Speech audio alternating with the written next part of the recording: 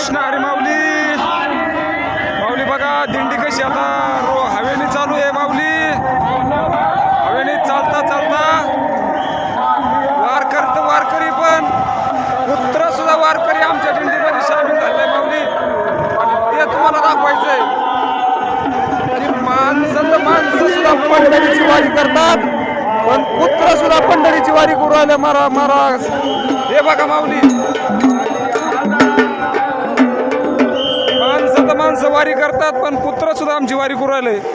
हे बघा माऊली,